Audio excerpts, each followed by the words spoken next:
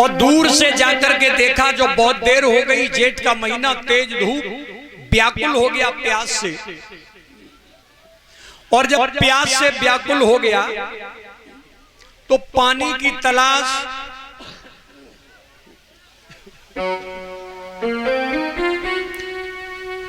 के लिए निकला, लेकिन उसने दूर से देखा कि एक आदमी की बहुत सुंदर कोठी बनी है, हवेली बनी है। जंगल में सुनसान, कोई जगह नहीं, एक हवेली दिखाई दी। उसने सोचा कि चलो यहां जाके हमें पानी मिल जाएगा। अच्छा, वो आदमी वहां पहुंचा और उसने जैसे ही देखा तो एक कुर्सी पर सफेद कपड़े पहने एक व्यक्ति बैठा अखबार पढ़ रहा है।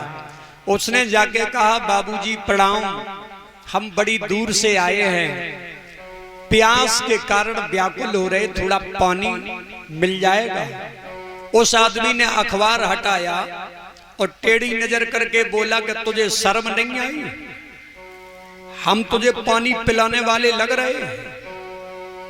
तुझे ये दिखाई नहीं दिया किसी बड़े आदमी का घर है, किसी शरीफ आदमी का घर है, मुंह उठा के आ गया, पानी मिल जाएगा? यहाँ कोई कुआं है, तालाब है? तेरे जैसे लोगों को हम पानी पिलाने के लिए बैठे, और कोई काम नहीं है? अब उसने मन में सोचा कि आजकल होते ही बड़े लोग ऐसे ही हैं जिनके घर में पानी भी न मिले है।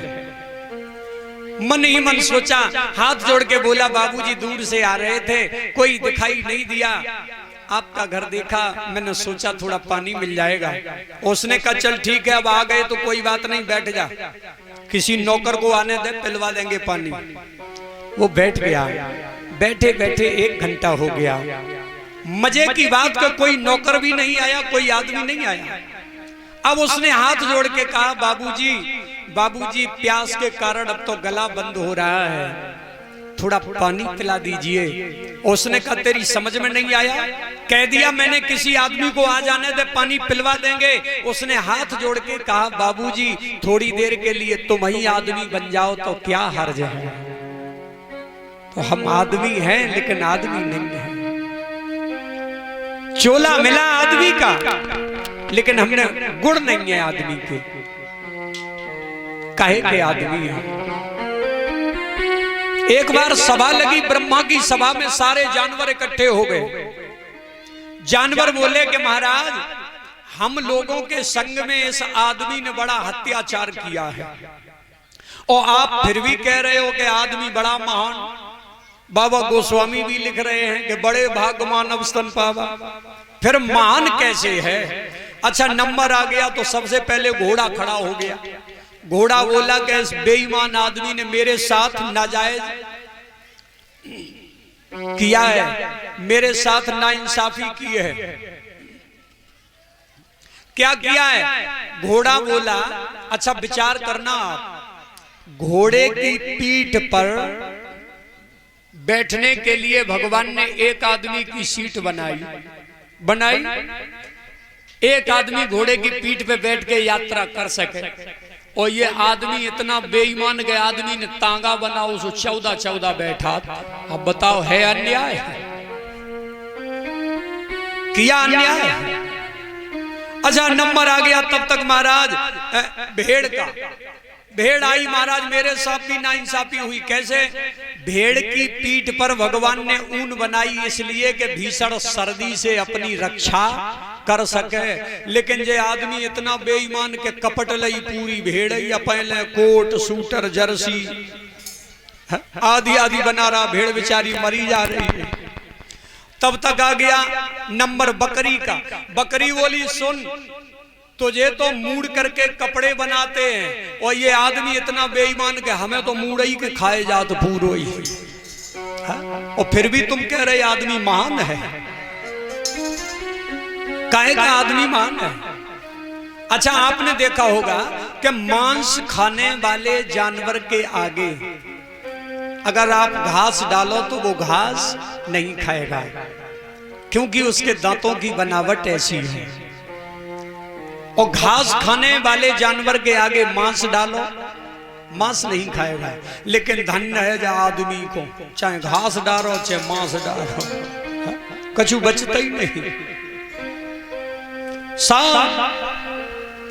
ब्रह्मा जी ने कहा यह बात बिल्कुल ठीक है, नाइंसाफी हुई तुम्हारे साथ। खबर भेजी गई, एक आदमी आ जाओ। एक आदमी बुलाया गया।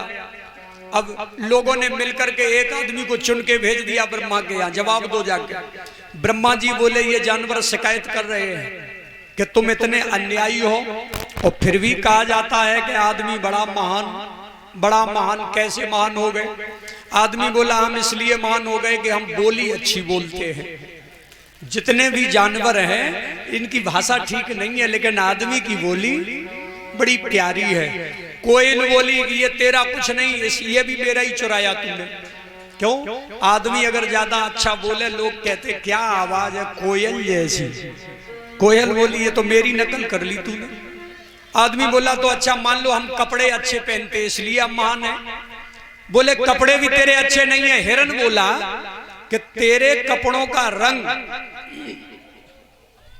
उड़ जाएगा, लेकिन मेरी खाल का रंग कभी नहीं उड़ता है।